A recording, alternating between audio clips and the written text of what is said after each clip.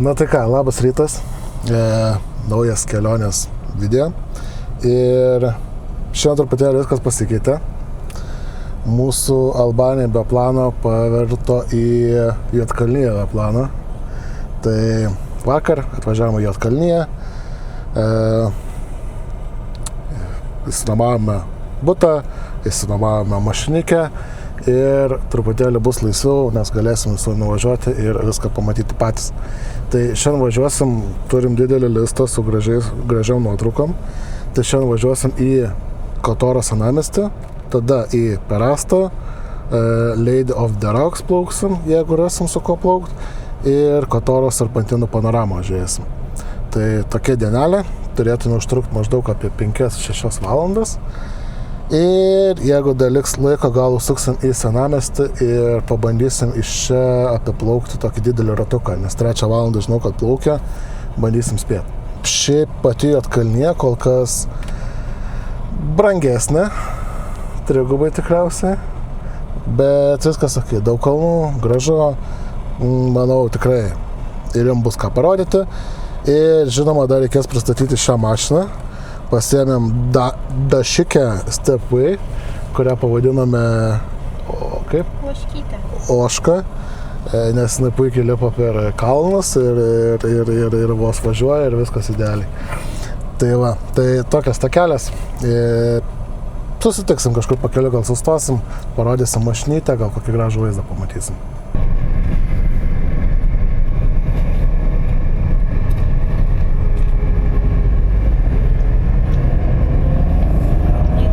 Gerai, tai pasiekėm pirmąjį mūsų miestą, Kotorą. Na ir kaip ir minėjau, noriu pristatyti jums mūsų Ošką. Tai mūsų Dašikė, Ožys, Oška, Oškytė, kuri gabens mūsų visas šitas dienas aplink kalnus ir visokiais serpantinais ir visais kitais keliais. Šiaip pačiam Kotorė jau ketinat keliauti, turit žinoti, kad su parkingu čia yra labai prastai. Mes praleidome apie 40 minučių ieškodami vienos vienintelės vietelės, kur pasistatyti, bet pasistatėm tikrai įspūdingoje vietoje. Ir to aš jums ją parodysiu iš arčiau. Tai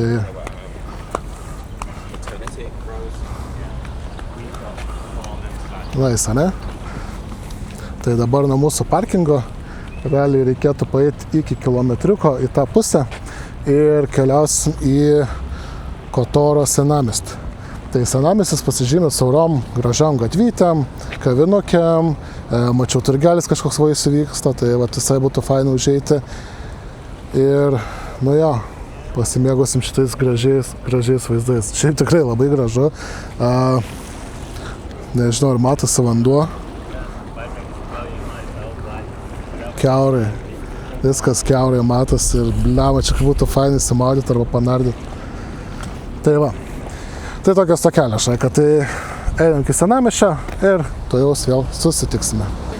Tai nežinau, ar aplink visą teritoriją yra šita tvora, bet čia visas senamiestis atrodo, kad, na bent jau kiek važiavom pagrindinę gatvę, tai atrodo, kad visas senamiestis būtų tarsi uždengtas tokia aukšta akmeninė mūrinė tvora.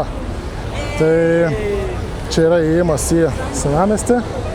Na ką, jau čia einame ir pasižiūrėsime, kaip valgiau ledus, tai nekreipkite dėmesio, biškai įsikakojau.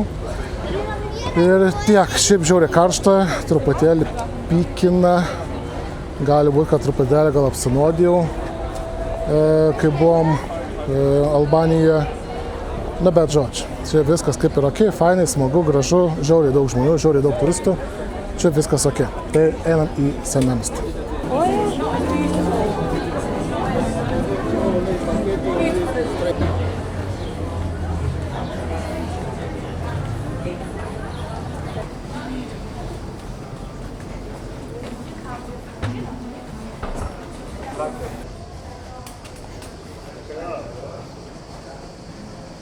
Gerai, tai atėjom tikriausiai į svarbiausią vietą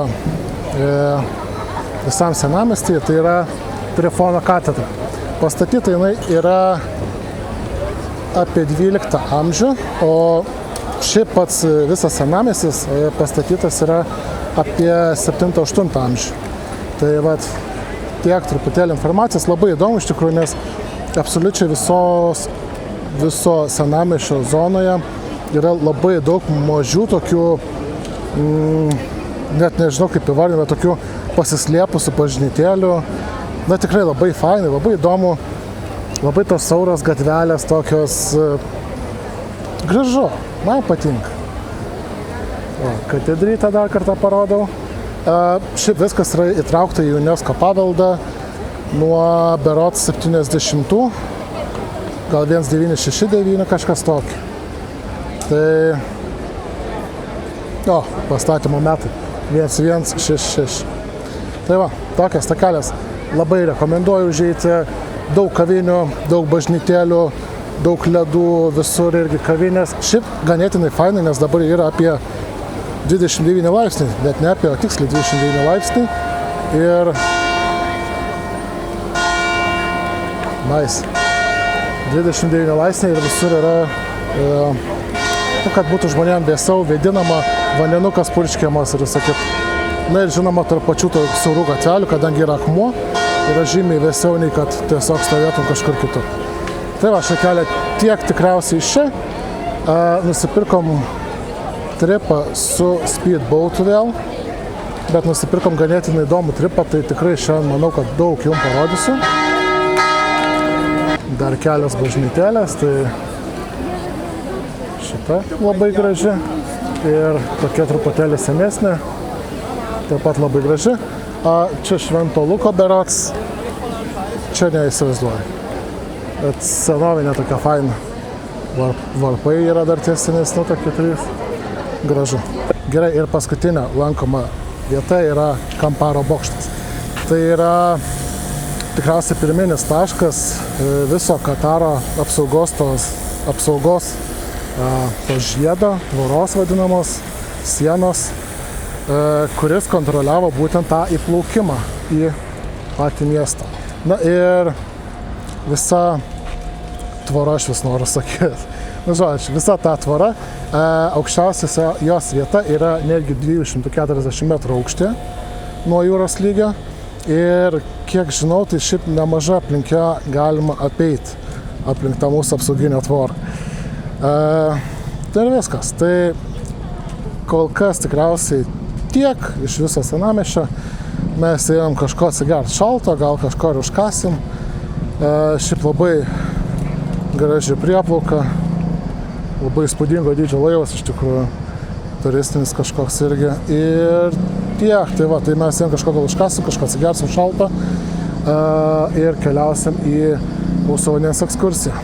Gerai, tai tik atsisėdam į valtį, sulaukiam valtelės. Šiaip labai fainai, nes tik 8 žmonės keliauja.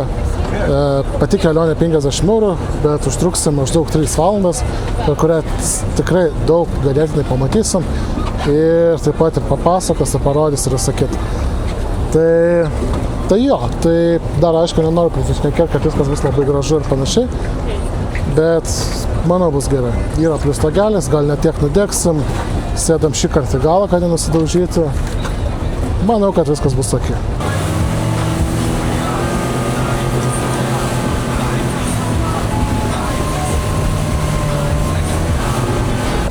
Pirmas taškas, kurį aplankom, tai yra Ladies of the Rock. Ir tai yra bažnyčia, kuri turi labai įdomią, sakyčiau, gražią istoriją.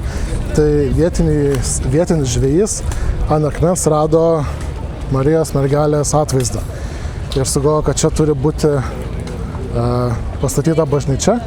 Tai šiaip čia yra sala, nenatūraliai sukurta sala, kurią žmonės akmuo, rock by rock, akmuo po akmens sunešė ir pastatė. Tai tikrai gerai atrodo, labai įspūdingai atrodo atplaukiant iš šono. Ir taip pat už jos yra dar viena Švento Luko berods bažnytėlė, taip pat saloje. Tai va, o dabar pabandom užeiti į vidų ir pažiūrėsim, kaip šitas grožis atrodo iš vidaus. Valtės šoferis sakė, atkreipkite dėmesį į freskas, taip kaip čia viskas gražiai atrodo ir, tikrai nemelavo. reikia žinoti, kad į bažnyčią tam, kad eiti, reikia turėti užsidengus pečius. Žinau, kepurę reikėtų nusimti, šiandien ne visi matau, galioja, bet gražu. Tai va, taip pat čia yra kažkoks mažas muziejus ir išėjimas per kitą vietą. Atėjom į antrą aukštą, iš tikrųjų labai daug yra paveikslų galerija ir antram aukšte.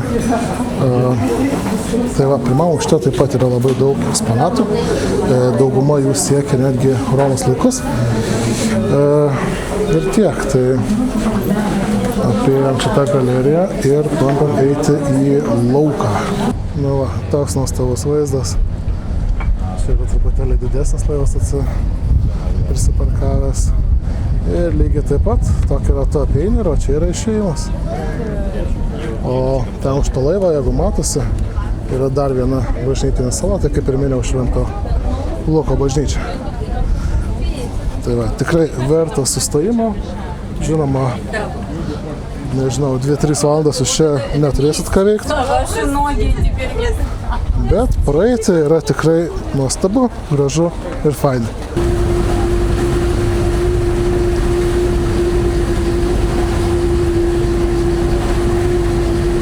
Ok, tai atplaukėm iki salų.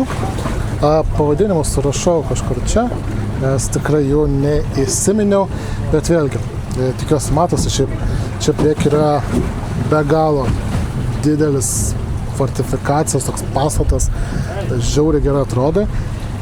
Tada vienas dar yra tenai ir tada mes turim ten ant kalno vieną. Nežinau, ar matysis, bet tai jungiančias dvi valstybės toks irgi įtvirtinimas. Gerai, tai atvykome Mėlynąją uolą. Ne viską gaunasi nufilmuoti, kaip pavyzdžiui prieš tai buvusias salas, kadangi yra ir muzika, ir variklis, ir ne viską tikrai gaunasi įamžinti. Dėl ko Mėlynoji uola, tai yra būtent dėl vandens spalvos. Ir saulės spinduliai laužiasi į vandenį, gal taip pasakyti, ir dėl ko vanduo atrodo labai mėlynas, toks, nežinau net kaip su kuo palyginti. Tai va, tai tikrai be galo graži vieta, galima čia ir įsimaudyti, tai daro va čia va žmonės. Tai kiek supratau, mes irgi galėsim čia iššokti, paplaukėti ir čia tikriausiai praleisim gerą pusvalanduką arba netgi valandėlį. Gerai, tai tikiuosi matosi dabar čia, kur išplaukinėja laivas didelis, tai čia yra tuneliai arba kitaip povandeninių laivų garažai. Tai būtent čia slėpdavo povandeninius laivus, jų yra šiaip ganėtinai nemažai. Vienas čia, dar kokius 3 praplaukėm ir mes juos irgi dabar įplauksim, tai truputėlį parodysiu iš arčiau. O principas, tai vat matot, yra spygliai, jie yra padaryti specialiai, kamufliažai uždėti. Ir vienas įdomus faktas, tai čia buvo filmuotas Jameso Bondo filmas Casino Royale, viena iš tų dalių filmų. Tai tikrai įspūdingai atrodo. Na ir nuimu filtrą ir parodau iš arti.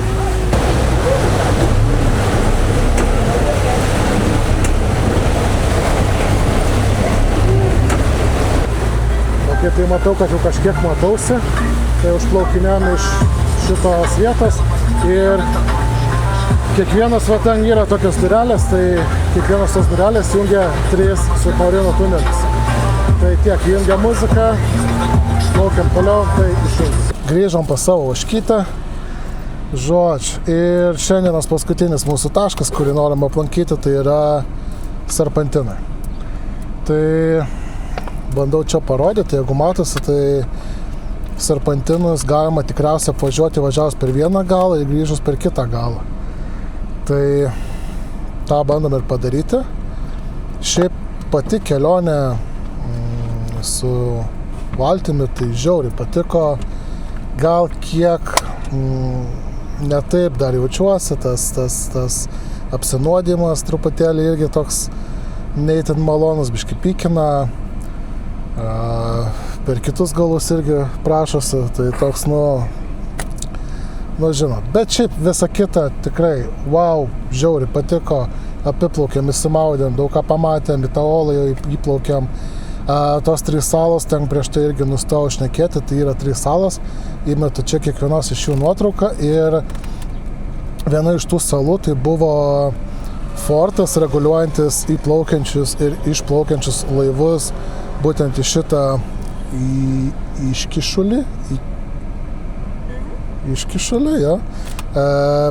Tai tas fortas dabar yra paverstas kazino ir viešbučiu ir ten, žodžiu, vyksta įdomus vakarėliai visokie, tada Epšteinas, tada kita sala tai buvęs moterų kalėjimas, irgi reguliavo, vėlgi tą apsauginę dalį darė. Ir trečioji fortifikacija, tai jau nebe sala, bet buvo būtent ant iškišulio buvo. Jinai irgi, vėlgi viskas buvo taip išdėliota pagal tą atstumą, kad galėtų ginti arba pulti atplaukiančius laivus. Tai va, šaikelė. Tai ką, mes važiuojam ir tu jau susitiksime Sarpantinuose.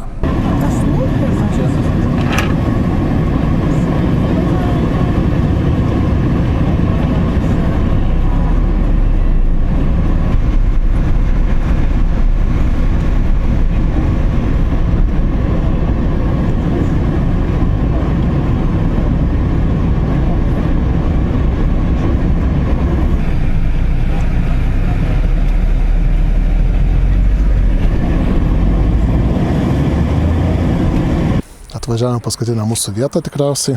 Žiūrėjau, dar pradžiai galvojau su lynais nusileidimas, bet ten su ta būdelė, tai tikriausiai šiandien praleisim. Mūsų vieta, paskutinis taškas yra, jis taip ir vadinasi Best View of Qatar. Tai gražiausias, geriausias Qataro vaizdas. Tai manau viskas aišku, kodėl jis taip vadinasi.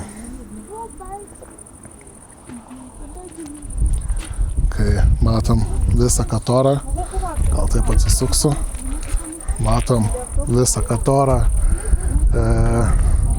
tą mažesnį jūros gabaliuką, didesnį išplaukimą į pačią jūrą. Blemba, tikrai vaizdas, neturiu žodžių apsakyti. Ir viskas, tai mes čia šiandieną ir atsisveikinsim. Tikiuosi susižiūrėjom šitas video, pamatėt daug naudingų vietų, tikrai rekomenduoju atvykti į Montenegrą. Čia dar praleisim kelias dienas, tai tikrai dar susitiksime. Na ir tiek, šaika. Tai dar paprašysiu, kadangi tiek jūsų nesubscribina, tai tikrai paprašysiu pasubscribinkit, jums tai nieko nekainuoja, o man tai geriausias stimulantas. Tai ačiū, kad žiūrite, like, subscribe, komentą ir iki susitikimo kitose video.